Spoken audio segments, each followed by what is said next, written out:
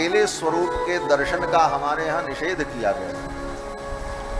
भगवान के एकमात्र स्वरूप का भजन चिंतन भी निषिद्ध है। बिना श्री जी के, बिना किशोरी जी के भगवान का कोई उपासन करे, भजन करे तो वह अपूर्ण माना जाता है। भगवान शंकर तो यहाँ तक कहते हैं कि गौर तेजो विनायस्तु श्याम तेजस समर्चयेत।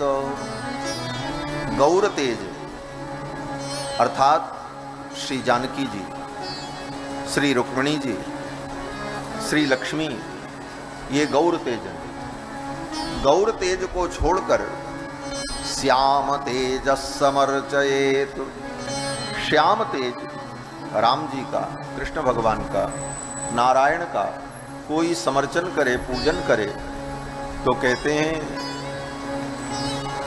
ध्यायते वा जपेत वापि स भवेत पातकी शिवे। भगवान शंकर कहते हैं हे शिवे, हे पार्वती, वो अगर ध्यान भी करता है, जप भी करता है तो वो पातकी है, वो पापी है। श्री जी को छोड़कर केवल भगवान का भजन करो, बोले वो प्रामाणिक नहीं मानता। इसीलिए भगवान का नाम भी ले तो राम बाद में कहो, पहले सीता कहना पड़ता। सीता राम, राधे श्याम, श्याम, लक्ष्मी नारायण। तो श्री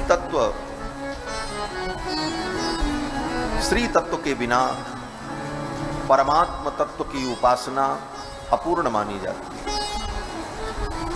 और श्री जी भगवान के साथ में रहती हैं तो जीव कितना भी अपराध क्यों न किया हो, श्री जी कृपा करके उस जीव को भगवान से क्षमा दिला देते। आचार्यों ने अपने ग्रंथों में चिंतन किया है कि जितना बड़ा अपराध जयंत ने किया, उतना बड़ा अपराध रावण ने नहीं किया। रावण तो श्री जानकी जी को ले जाकर के लंका में बैठा दिया। इसके अलावा कोई अपराध उसने किया नहीं, साहस नहीं था उसने। लेकिन जयंत ने, बोले जयंत ने अपने चोंच से मारकर जानकी जी के वक्षस्थल से खून की धारा बहा दी, लेकिन उस जयंत का प्राण बच गया और रावण का, बोले पूरे खानदान का विनाश हो गया। क्यों हुआ?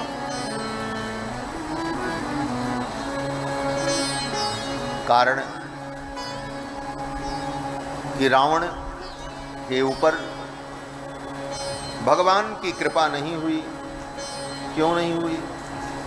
क्योंकि भगवान की कृपा को जीव तक प्रेषित करने का, भगवान को कृपा करने का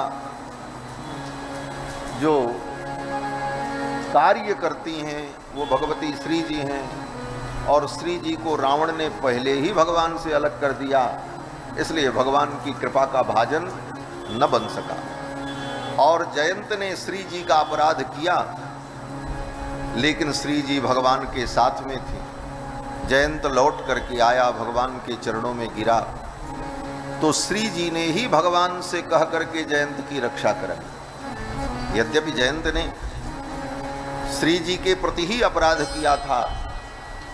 वायस सहसागम्य विददारस्तनांतरे, उस वायस ने, कौवे ने आकर स्तनांतर में, वक्षस्थल में चोंच का प्रहार किया, लेकिन फिर भी करुणामयी श्री जानकी जी ने उस जयंत की भगवान से रक्षा कराई।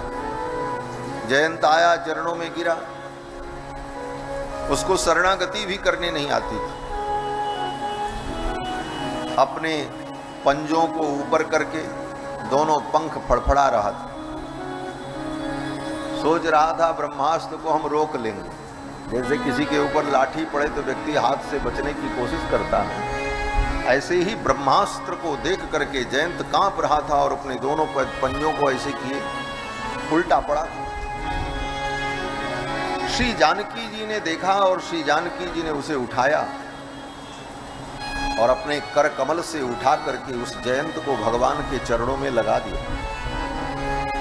जैसे कोई पक्षी घायल होकर के पड़ा हो तो उसको व्यक्ति उठाता है, सुरक्षित करता है, उसी प्रकार किशोरी जी ने जयंत को उठा करके भगवान के चरणों में रख दिया और भगवान से कहा कि त्राहि त्राहीति भर्तारम उवाच दयया विभुम। दया से युक्त होकर किशोरी जी ने कहा, हे रघुनंदन, आप इसकी रक्षा करो और जयंत की रक्षा होगी। इसीलिए श्री जी के सहित ही भगवान उपास्य हैं और परम आनंदप्रद हैं। इसीलिए सुखदेव जी कहते हैं, द्वारकायाम अभूत राजन महामोदपुरौकसाम रुक्मिण्यारमयोपेतम दृष्ट्वा कृष्णम श्रियपतिम।